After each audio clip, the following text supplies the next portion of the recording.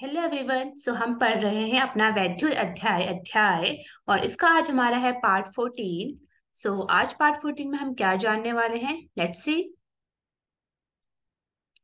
ये आज हमारा लास्ट पार्ट होने जा रहा है। इसके बाद हमारा एक समरी पार्ट होगा।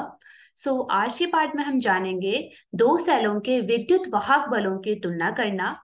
ये हम क्या पढ़ रहे हैं, ये हम विभव मापी के उपयोग पढ़ रहे हैं। इससे पहले वाले लेक्चर में हमने विभव मापी देखा था और हमने देखा था कि विभव मापी के दो उपयोग होते हैं। पहला उपयोग हम पिछले लेक्चर में जान चुके हैं और इस लेक्चर में हम उसका दूसरा उपयोग पढ़ने जा रहे हैं। उसी के साथ हम उदाहरण 3.10 भी देखेंगे जो कि विभव मापी के ही संदर्भ में है। चलिए शुरू करते हैं और जानते हैं कि हम किस तरह से एक वैद्युत परिपथ में लगे दो सेलों का विद्युत वाहक बल की तुलना हम कैसे कर सकते हैं। तो आप डायग्राम में देख सकते हैं कि कुछ इस तरह की संरचना इसकी बनेगी। तो संरचना में आप थोड़ा बहुत जो विभव मापी वाला हमने पढ़ा था उसकी तरह आप लिख सकते हैं। हम जानते हैं कि विभव मापी में दो परिपथ होते हैं, प्राथमिक परिपथ और द्वितीय परिपथ। तो चलिए जानते हैं कि इसका वर्किंग कैसा होगा, इसकी कार्यविधि हम कैसे करेंगे। तो हम क्या करेंगे, तो जो प्राथमिक परिपथ होगा हमारा, उस प्राथमिक परिपथ में धारा प्रभावित करने पर द्वितीय परिपथ में जो द्विमार्गी कुंजी होगी, उस कुंजी के टर्मिनल एक और दो के मध्य डॉट लगाते हैं। और ऐसा करने पे क्या होगा, ऐसा करने पर जो हमारा सेल E1 है वो सेल परिपथ में आ जाएगा। और फिर हम क्या करेंगे, विसर्पी कुंजी को विभव मापी के तार पर खिसकाकर एक संतुलन की स्थिति प्राप्त करेंगे। और वह संतुलन की स्थिति प्राप्त करने पर हमारे पास एक संतुलन लंबाई L1, दिस इज L1 हम प्राप्त करते हैं। संतुलन की स्थिति तार पर कहाँ पे आ जाती है, मान लेते हैं वो संतुलन की लंबाई L1 पर आ जाती है। अब हम क्या करेंगे, अब हम इस विद्युत जो सेल है E1, उस सेल के लिए हम क्या करेंगे, विभव मापी के सिद्धांत के द्वारा हम उस पर निकालेंगे विद्युत वाहक बल। ठीक है, वो कितना आ जाएगा, वो आ जाएगा E1 बराबर x L1। हम जानते हैं इसको, हम विभव मापी वाले लेक्चर में जान चुके हैं कि इसका विद्युत वाहक बल हम कैसे निकालते हैं। तो हमने निकाला E1 बराबर x L1, जो कि हमने माना समीकरण 1। ठीक है, अब हम क्या करेंगे, अब हम करते हैं जो हमने डॉट मार जो था एक और दो के बीच में जो डॉट लगाया था हमने, उस डॉट को निकालकर हम डॉट को लगाते हैं दो, ये दो और तीन के मध्य। जब हम ऐसा करते हैं तो हमारे पास जो सेल था E2 वह परिपथ में आ जाता है। और अब हम दोबारा विभव मापी के तार पर एक संतुलन की स्थिति प्राप्त करने की कोशिश करते हैं और इस बार वो संतुलन की जो स्थिति है वो संतुलन लंबाई L2 पर हमें प्राप्त होती है। अब इस स्थिति में भी हम क्या निकालेंगे, विद्युत वाहक बल निकालते हैं, किसके लिए, E2 सेल के लिए। वो कितना आ जाएगा, वो आ जाएगा E2 बराबर XL2।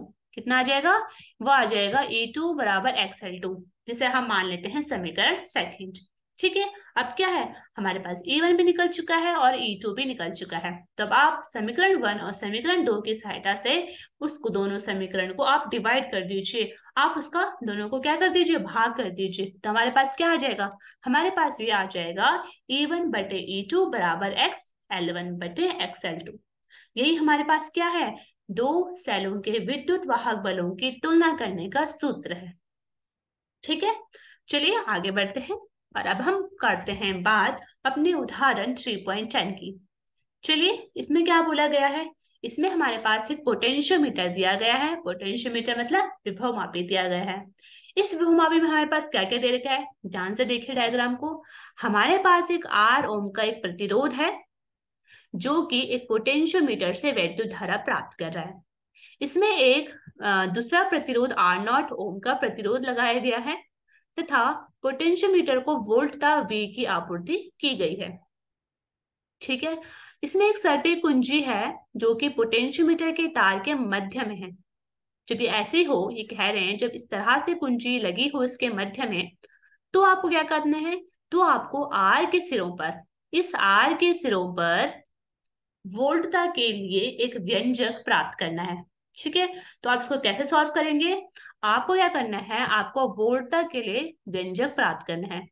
आप जानते ही हैं कि V बराबर क्या होता है, ओम के नियम से V बराबर होता है I R। ठीक है, इसको मान लेते हैं हम ये R1 है। तो आपको V बराबर IR1 इस फॉर्मूले के हेल्प से आपको वोल्टता यहाँ पे निकालनी है। तो वोल्टता निकालने के लिए सर्वप्रथम आपको क्या चाहिए, आपको वैद्युत धारा पता होनी चाहिए, इससे कितनी धारा प्रभावित हो रही है। साथ ही साथ आपको R1 की वैल्यू पता होनी चाहिए, क्योंकि आप जानते हैं यहाँ पर दो प्रतिरोध लगे हुए हैं। एक प्रतिरोध R ओम का है और दूसरा प्रतिरोध R नॉट ओम का है। ठीक है, तो चलिए इसको कैसे सॉल्व करेंगे, आप इससे पहले खुद ट्राई करने की कोशिश कीजिए एंड देन हम इसको ट्राई करते हैं। देखिए, जब आप इसका प्रतिरोध निकालेंगे तो आपको तुल्य प्रतिरोध यहाँ पे निकालना होगा वैद्युत धारा को कैलकुलेट करने के लिए और R1 को कैलकुलेट करने के लिए, क्योंकि यहाँ पे जो दो प्रतिरोध यहाँ पे हमको नजर आ रहे हैं कि दो प्रतिरोध लगे गए हैं, और कौन से संयोजन में है वो बताइए। जो दो प्रतिरोध है वो कौन से संयोजन में है, यस वो है पार्श्वक्रम संयोजन में। तो हम यहाँ पे पार्श्वक्रम संयोजन वाले सूत्र की हेल्प से इसका तुल्य प्रतिरोध को ज्ञात करेंगे। चलिए इसको सॉल्व करने की कोशिश करते हैं। तो हम जानते हैं कि जो जे है पोटेंशियोमीटर के तार के मध्य में लगी होगी, तो तार की आधी लंबाई के कुल प्रतिरोध कितना हो जाएगा, R0/2। यानी कि हम जानते हैं कि इसका जो प्रतिरोध है वो R0 है, लेकिन जो कि है वो इसके आधे भाग में लगी है। तो हम कह सकते हैं कि इसका कुल प्रतिरोध कितना हो जाएगा उस समय, R0/2 हो जाएगा। और ए बी के बीच में जो R0 है और R है वो क्या है, पार्श्व क्रम में है। तो उनके बीच का तुल्य प्रतिरोध कितना हो जाएगा, वो तुल्य प्रतिरोध हो जाएगा 1/R1 बराबर हो जाएगा 1/R प्लस 1/R0 ठीक है, तो इससे हम अपना तुल्य प्रतिरोध को कैलकुलेट कर लेंगे। तो हमारे पास इसका ये निकल के आ जाएगा R1 बराबर दिस। ठीक है, अब हमें क्या कैलकुलेट करनी है, लेट्स सी। अब हमें कैलकुलेट करनी है वैद्युत धारा, उस पोटेंशियोमीटर से प्रभावित होने वाली धारा आपको कैलकुलेट करनी है। धारा बराबर क्या होता है, वो ओम के नियम के अनुसार धारा बराबर होता है I बराबर होता है यहाँ पे V/R। तो V तो V है ही है ना, और R क्या हो जाएगा, R में आप दोनों R को कैलकुलेट करेंगे, एक तो सिंपल R1 है और एक है हमारे पास R0/2। तो हमने वही यहाँ पे लिखा है। ठीक है, हमारे यहाँ से I धारा भी निकल जाएगी, I धारा भी निकल चुकी है, R1 की वैल्यू भी निकल चुकी है। अब हमें क्या निकालना है, अब हमें निकालना है पोटेंशियोमीटर से ली गई वोल्टता, जो क्या होती है, V बराबर होता है IR1, है ना।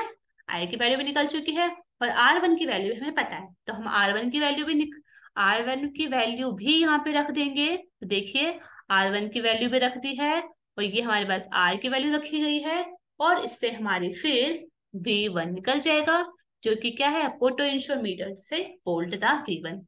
ठीक है, तो हमने इसको सॉल्व कर दिया है। तो आई होप आपको ये समझ में आया होगा।